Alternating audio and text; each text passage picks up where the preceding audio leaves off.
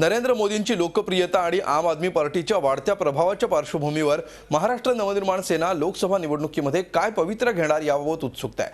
मनसे अध्यक्ष राज ठाकरे यांनी लोकसभा निवडणुकीची व्यूहरचना आखण्यासाठी आज कृष्णकुंजवर महत्त्वाची बैठक घेतली। राज ठाकरे सध्या तरी एकला चलो रेच्या मनस्थितीत असल्याची माहिती सूत्रांनी दिली आहे। लोकसभा निवडणुका तोंडावर, लोकसभेसाठी मनसेची व्यूहरचना काय, राज ठाकरे काय भूमिका घेणार? गेल्या लोकसभा निवडणुकीत उपद्रव मूल्य दाखवणारी राज ठाकरेंची महाराष्ट्र नवनिर्माण सेना 2014च्या रणसंग्रामात काय पवित्रा घेणार याबाबतची उत्सुकता आता शिगेला पोहोचली आहे। लोकसभा निवडणुकीसाठी सर्वच राजकीय पक्षांनी आपापली मोर्चे बांधणी सुरू केली आहे। मनसेमध्येही या निवडणुकीची व्यूहरचना आखण्यास सुरुवात झाली आहे। त्यासाठी पक्षाचे अध्यक्ष राज ठाकरे यांनी आज त्यांच्या निवासस्थानी प्रमुख पदाधिकाऱ्यांशी सविस्तर चर्चा केली। भाजपचे पंतप्रधान पदाचे उमेदवार नरेंद्र मोदींची लोकप्रियता आणि देशाच्या राजकारणात आम आदमी पार्टीचा वाढता प्रभाव याची दखल सर्वच राजकीय पक्षांना घ्यावी लागते।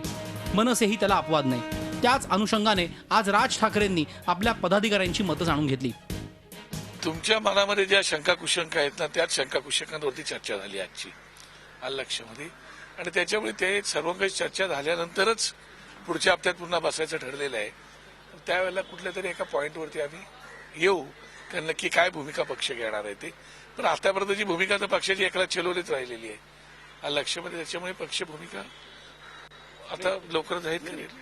आमदारांना किंवा नेत्यांना काय वाटतं या परिस्थितीत काय करायला पाहिजे? म्हणजे जी तुम्ही तुमची मतं मांडली, काय नेमकं तुम्ही मत मांडलेलं? नाही, आम्हाला काय वाटतं ते महत्वाचं नाही ना, शेवटी पक्ष महत्वाचा आहे। पक्षाची प्रमुख जी भूमिका घेतात ती महत्वाची, कारण पक्ष त्यांनी जन्माला घातलाय, तर त्या पक्षाचं आपलं लेकरू किती मोठं व्हावं, कसं करावं, त्याची जबाबदारी सर्वस्वी त्यांची असल्यामुळे आम्ही आमची मतं ठामपणे दिलेली आहेत त्यांना। आता त्याच्यावरती पक्षप्रमुख निर्णय घेतीलच। मनसे पुढे नेमके काय पर्याय आहेत पाहूया ग्राफिक्सच्या माध्यमातून। लोकसभा निवडणुकीत स्वबळावर उमेदवार उभे करणे, नरेंद्र मोदींशी असलेले मैत्रीपूर्ण संबंध पाहता शिवसेना भाजप रिपाई महायुतीत सामील होणं, थेट महायुतीत सामील न होता निवडक जागांवर मैत्रीपूर्ण समझोता करणं। लोकसभा निवडणुकीसाठी मनसेला हव्या असलेल्या जागांची मागणी पूर्ण करणं महायुतीला जवळपास अशक्य आहे। त्यामुळे निवडणुकीच्या तोंडावर महायुतीची विशाल युती बनण्याची चिन्ह धुसर बनत चालली आहेत। महायुतीत शिवसेना भाजपचं 22-26 हे जागा वाटपाचं सूत्र नक्की झालंय। दोन्ही पक्षांना मिळून रामदास आठवलेंच्या रिपाईलाही काही जागा द्यायच्या। एनडीएचे पंतप्रधान पदाचे उमेदवार नरेंद्र मोदी यांचे राज आणि उद्धव ठाकरेंशी मैत्रीपूर्ण संबंध असले तरी राज यांना महायुतीत सामावून घेण्यासाठी त्यांनी पुढाकार घेतलेला नाही।